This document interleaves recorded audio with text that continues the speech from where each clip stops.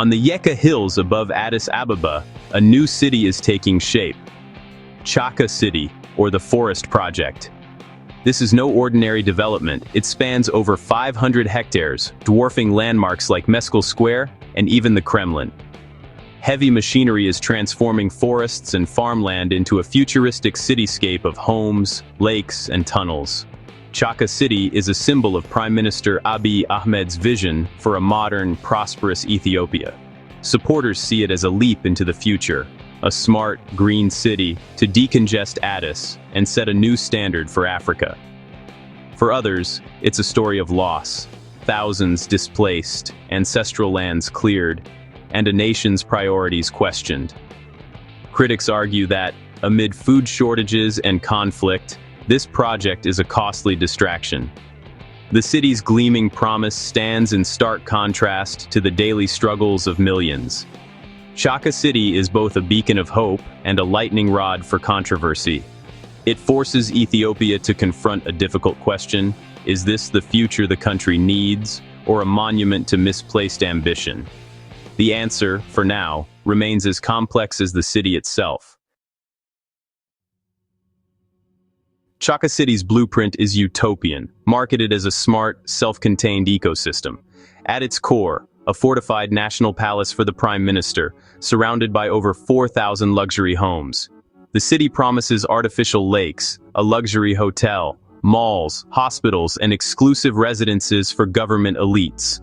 A 29-kilometer road network and underground tunnels aim to keep traffic at bay. The government claims Chaka will decongest Addis, drawing people and business to a new urban center. It's also a statement of national pride, meant to showcase Ethiopia's arrival on the world stage. Officials tout progress, innovation, and metamer, synergy and unity. Chaka City is pitched as a model for Africa green, high-tech, and ambitious. But behind the polished renderings, questions linger about who this city is really for. The vision is bold, but its benefits and costs are far from evenly shared. As Chaka City's luxury homes rise, one question dominates: who will actually live here? The answer is clear: Ethiopia's elite, wealthy diaspora, and foreign investors. With prices far beyond the reach of ordinary citizens, Chaka risks becoming an exclusive enclave, not a solution to Addis's housing crisis. High walls and tight security reinforce the sense of separation. The city's amenities, hotels, malls, private hospitals, are tailored for the privileged few. For millions in informal settlements, Chaka's towers are a daily reminder of exclusion. The original Yeka Hills communities have been displaced, their land transformed into a commodity.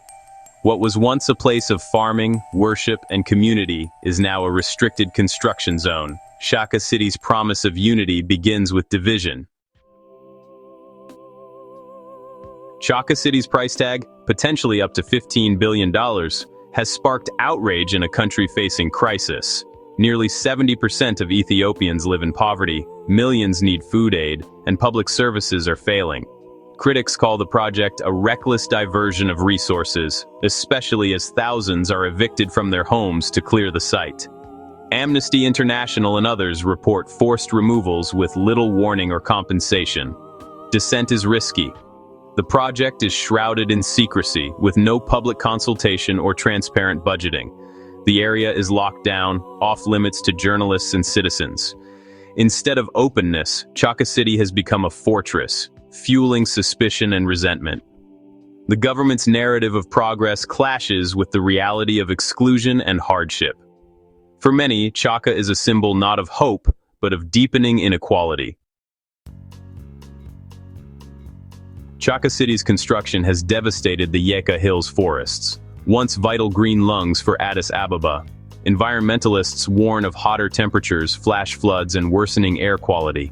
No comprehensive environmental assessment has been made public, raising fears that speed trumps sustainability.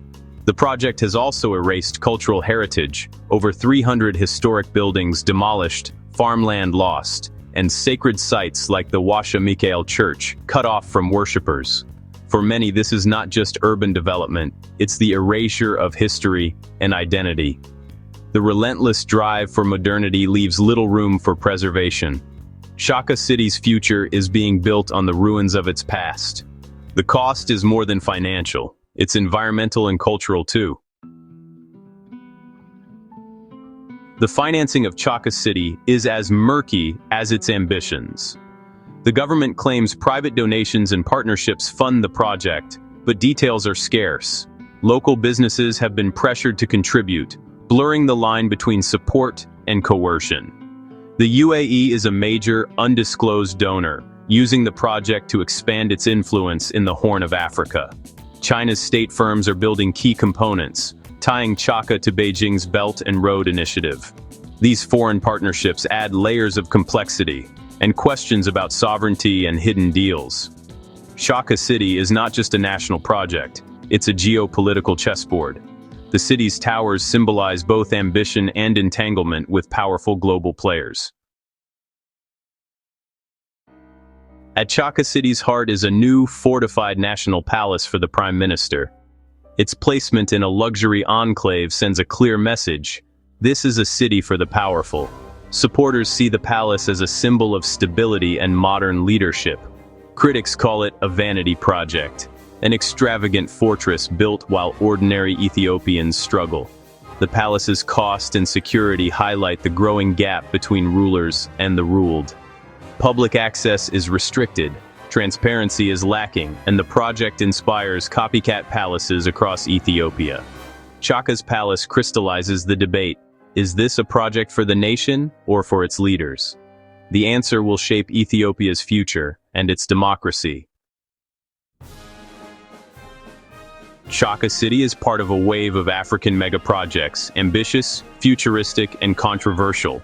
These cities promise jobs, growth, and a break from the past, but often deepen inequality and erase heritage. Foreign investment brings expertise, but also debt and outside influence. Too often these projects serve elites and investors, not the local population. Chaka City embodies this dilemma, a glittering vision that risks leaving most Ethiopians behind. The true measure of progress isn't skyscrapers, but the well-being of all citizens. As the concrete sets on Yeka Hills, Ethiopia must ask, whose dream is being built, and at what cost? The future is rising, but so are the questions.